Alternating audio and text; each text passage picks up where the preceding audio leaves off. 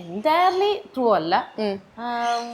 ഡിസിപ്ലിനൊക്കെ ഒരു ബേസിക് ഒരു ഇതൊക്കെ നമ്മൾ എന്തായാലും സ്ട്രിക്റ്റ് ആയിട്ട് അത് ചെയ്യിപ്പിക്കാറുണ്ട്. പക്ഷെ വേറെ കുറെ വീട്ടിൽ വെച്ച് നോക്കുമ്പോൾ കുറെ നമുക്ക് കൂടെ നമ്മൾ ബഹളം ലിബറൽ വീട്ടിൽ ചെയ്യുന്നതുകൊണ്ട് തെറ്റില്ല. പുറത്തു പോയി അങ്ങനെ ബഹളം വെക്കരുത്. വീട്ടിൽ നമ്മൾ അങ്ങനെ ഭയങ്കരമായ റെസ്ട്രിക്ട് ചെയ്യാറില്ല. എങ്കിലും പുറത്ത് പോകുമ്പോൾ എങ്ങനെ ബിഹേവ് ചെയ്യണമെന്നുള്ള വീട്ടിൽ നിന്നേ കുറച്ച് പറഞ്ഞു കൊടുത്താലേ പറ്റുള്ളൂ. എനിക്ക് മുതിർന്ന ആൾക്കാരടുത്ത് തിരിച്ച് അങ്ങനെ സംസാരിക്കുന്നതൊക്കെ കുറച്ച് ബുദ്ധിമുട്ടാണ് നമുക്ക്. എനിക്ക് പറ്റില്ല, നീ എടുത്തതാ, അങ്ങനെയൊക്കെ റെസ്പെക്ട് ഇല്ലാതെ പറയുന്നത് ഒരു മോശമായിട്ട് തോന്നാറുണ്ട്. അപ്പൊ അതൊക്കെ ചെയ്യാറുണ്ട്. മലയാളമല്ലേ, കുറച്ച് സൂക്ഷിച്ച് സംസാരിക്കണം, അല്ലെങ്കിൽ നമുക്കത് റെസ്പെക്ട് ഇല്ലാത്തപോലെ തോന്നും. റൂഡായിട്ട് ഫീൽ ചെയ്യും. അപ്പൊ അതൊക്കെ കുറച്ച് എടുത്തതാ, എടുത്തു പോയി എന്നൊക്കെ പറഞ്ഞാൽ ശരിക്കും എടുത്തു പോയി എന്ന് പറഞ്ഞാൽ കുഴപ്പമൊന്നുമില്ല. പക്ഷെ ഒരു കൊച്ചുകുട്ടി പറയുമ്പോൾ ഭയങ്കര ഒരുമാതിരി തോന്നും. ഇപ്പം എടുത്ത് തരാമോ എന്ന് പറയണം എന്നൊക്കെ നമ്മൾ പറഞ്ഞു കൊടുക്കാറുണ്ട്. എടുത്ത് വെക്കാമോ എന്ന് പറയണേ. പുതിയൊരു പേരന്റിങ് രീതി വെച്ച് നോക്കുമ്പോൾ ഞങ്ങൾ അതുപോലെ അല്ല. കാരണം എല്ലാം സമ്മതിച്ചു കൊടുക്കുന്ന ഒരു ജെന്റിൽ പേരന്റിങ് ഉണ്ടല്ലോ ഇപ്പോഴത്തെ ട്രെൻഡിങ് ആയിട്ടുള്ള. അവർ എന്ത് ചെയ്താൽ എല്ലാം എവറിത്തിങ് ഇസ് ഓക്കെ, കുട്ടി പറയണതാണ് അതിന്റെ അൾട്ടിമേറ്റ്. അങ്ങനെയല്ല, അതല്ല. നോസും ഉണ്ട് യെസും ഉണ്ട്, ബാലൻസ് ചെയ്ത് പോകുന്നു. ഡാൻസ് ക്ലാസ്സിൽ ഒരു അഡ്മിഷന് ഒരു അമ്മയും മോളും വന്നിട്ട് ഞാൻ ഞെട്ടിപ്പോയി. ഒരു 4 വയസ്സുള്ള കുട്ടിയെടുത്ത് ഒരു അമ്മ ഇങ്ങനെ ബെഗ്ഗി ചോദിക്കണം, മോനെ ഞാനൊരു അഡ്മിഷൻ എടുത്തോട്ടെ, മോള് സമ്മതിക്കോ പ്ലീസ്. കുട്ടിക്ക് പറ്റില്ല.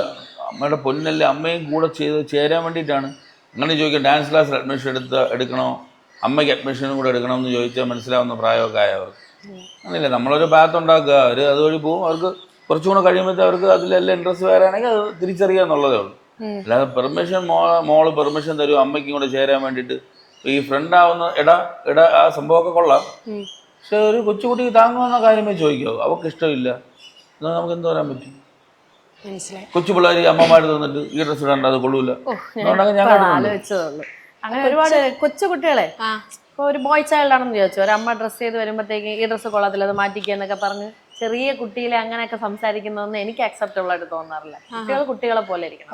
മനസ്സിലായി. ആ ഒരു ഏജ് കവിഞ്ഞുള്ള ഒരു മെച്യൂരിറ്റി, ആ ഒരു സംസാരം അതൊന്നും എനിക്ക്. നമ്മളെ കൂടെയുള്ള ഫ്രണ്ട് കൊച്ചുചെറുക്കന്മാരൊക്കെ ഉണ്ട്, അനിയന്മാര്, അമ്മമാര് ഡ്രസ്സ് ഇടാൻ സമ്മതിക്കാത്തതൊക്കെ. നിങ്ങൾ രണ്ടുപേരും ഫ്യൂച്ചറിസ്റ്റിക് ആണോ? അതായത് നാളെ എങ്ങനെ എന്നുള്ള രീതിയിൽ? കാളയും പശുവിനെ വളർത്തി ഇവിടെ ആടിനെ പിടിച്ചിട്ട് നമ്മൾ എന്തോന്ന് ഫ്യൂച്ചറിസ്റ്റിക്? അത് പ്രസന്റില് ജീവിക്കുന്നവരാണ്. അതെ അതെ, പ്രസന്റിൽ ജീവിക്കുന്നവർ. പക്ഷെ എന്നാലും ആരെങ്കിലും ഒരാളെങ്കിലും ചെറുതായിട്ടെങ്കിലും നാളത്തേക്ക് വേണ്ടി എന്നുള്ളൊരു മൈൻഡുള്ള, നാളത്തേക്ക് വേണ്ടി ഫുഡ് അരിയുണ്ടോ, മസാലപ്പൊടി ഉണ്ടോ, ചിക്കൻ ഉണ്ടോ എന്നൊക്കെ ചോദിക്കാറുണ്ട്. സേവിങ്സ് പോയിന്റ് ഓഫ് വ്യൂ ആണെങ്കിൽ അത് എപ്പോഴും അങ്ങനെ ആയിരിക്കുമല്ലോ. റിലേഷൻഷിപ്പിൽ ഒരാള് പ്രസന്റ് ബാലൻസ് ചെയ്ത് കൊണ്ടുപോകുന്നതായിരിക്കും, ഒരാള് ഫ്യൂച്ചർ പ്ലാൻ ചെയ്ത് പോകുന്നതായിരിക്കും. നമ്മൾ രണ്ടുപേരിലും നമ്മളിങ്ങനെ ചേഞ്ച് ചെയ്ത് വരും. ചില വിഭാഗങ്ങളിൽ അർജുൻ ചേട്ടൻ പ്രസന്റ് കാര്യങ്ങൾ മാത്രം നോക്കും, ഞാൻ ഫ്യൂച്ചർ പ്ലാൻ ചെയ്യും. ചില കാര്യങ്ങളിൽ ഞാൻ ടൂ മച്ച് പ്രസന്റ് കാര്യങ്ങൾ മാത്രം നിൽക്കുമ്പോൾ അർജുൻ ചേട്ടൻ ഫ്യൂച്ചർ. അങ്ങനെ നമ്മളൊരു ബാലൻസ് ആണ്. രണ്ടുപേരും ഫ്യൂച്ചർ ആലോചിച്ച് നമ്മൾ മറ്റേ പിശുക്ക് പോലെ ആയിപ്പോ അങ്ങനെ ചെയ്യാം. മനസ്സിലായി. ആവശ്യത്തിനല്ല. ഓക്കെ. നിങ്ങൾക്ക് ഈ മോളെ വളർത്തുന്നതിൽ ഇപ്പോഴത്തെ ഇതിൽ പോകുമ്പോഴത്തേനും ഓക്കെയാണ്, കുഴപ്പമില്ല. പക്ഷെ എന്നാൽ ഇപ്പോഴത്തെ ജനറേഷനിലെ പിള്ളേർ, ഇപ്പൊ ചേട്ടൻ ഓരോ കാര്യങ്ങൾ പറഞ്ഞല്ലോ, അപ്പൊ അങ്ങനത്തെ രീതികളൊക്കെ കാണുമ്പോൾ പേടി തോന്നാറുണ്ട്. പേടി തോന്നാറുണ്ട്. ആണ്.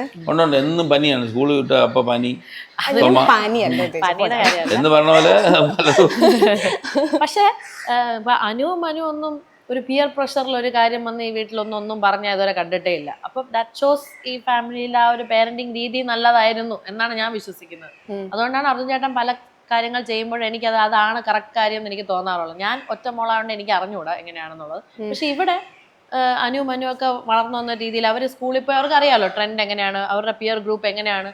അത് കണ്ട് എനിക്കത് ഫോളോ ചെയ്യണം എന്നൊരു വാശി അവർ രണ്ടുപേരും വീട്ടിൽ വന്ന് അങ്ങനെ കാണിക്കാറേ ഇല്ല. ഇപ്പം നാദുണ്ട്.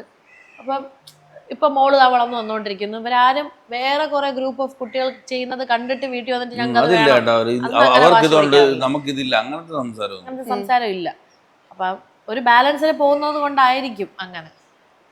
പണ്ടത്തെ നമ്മൾ വളർന്നത് ഇപ്പോഴത്തെ പിള്ളേരൊക്കെ നല്ല അണ്ടർസ്റ്റാൻഡിങ് ആണ്, അവർക്ക് അറിയുകയൊക്കെ ചെയ്യാൻ ഒരു സപ്പോർട്ടൊക്കെ ചെയ്യും നമ്മളെ. കുട്ടികളുടെ പിയർ പ്രഷറിനെക്കാട്ടിലും എനിക്ക് പ്രഷർ തോന്നിയിട്ടുള്ളത് ഇപ്പോൾ ഉള്ള ആ പിയർ ഗ്രൂപ്പ് ഓഫ് മോംസ് ഉണ്ടല്ലോ, അവരവരുടെ കുട്ടികളെ നോക്കുന്നത്, എല്ലാം സമ്മതിച്ചു കൊടുക്കുന്നു, എന്ത് ചോദിച്ചാലും അപ്പം തന്നെ വാങ്ങിച്ചു കൊടുക്കുന്നു. അങ്ങനെയൊക്കെ തോന്നുമ്പം എനിക്കൊരു പ്രഷർ തോന്നുന്നു. അപ്പം നമ്മൾ മോശമാണോ, നമ്മൾ കറക്റ്റായിട്ട് ബൗണ്ടറീസ് വെക്കുന്നത്, ഇന്ന കാര്യങ്ങൾ ചെയ്യാൻ പാടില്ല എന്നൊക്കെ പറഞ്ഞാൽ നമ്മൾ മോശം. ഇങ്ങനെ കുറെ കൺഫ്യൂഷൻ തോന്നാറുണ്ട്.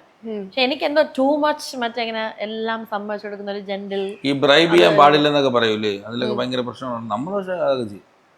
പാരന്റിംഗ് സ്റ്റൈൽ വേണമെന്ന് നിങ്ങൾ വിശ്വസിക്കുന്നുണ്ടോ? പാരന്റിംഗ് ചെയ്യുമ്പോഴത്തേനും അവരവരുടെ ഫാമിലിയിൽ അവരവരുടെ സ്റ്റൈലാണ് ഏറ്റവും ബെറ്റർ. എൻ്റെ മോളെ ഞാൻ സൗഭാഗ്യം വളർത്തുന്ന കണ്ടിട്ട് വേറൊരാൾ അവരുടെ മോളെ അങ്ങനെ വളർത്തുന്നതിനോട് മീനിങ് ഇല്ല. നമുക്ക് നമ്മുടെ രീതി നമുക്ക് സൂട്ട് ആവുക. നമ്മുടെ മോള് നമ്മളെ കൂടെയാണ് നിൽക്കേണ്ടത്. അപ്പോൾ ചിലപ്പോൾ നമുക്ക് പല രീതിയിൽ അഡ്ജസ്റ്റ് ചെയ്യേണ്ടി വരും. ഇപ്പം നമ്മൾ ഇടയ്ക്കിടയ്ക്ക് വീട് മാറുന്ന ആൾക്കാരാണ്.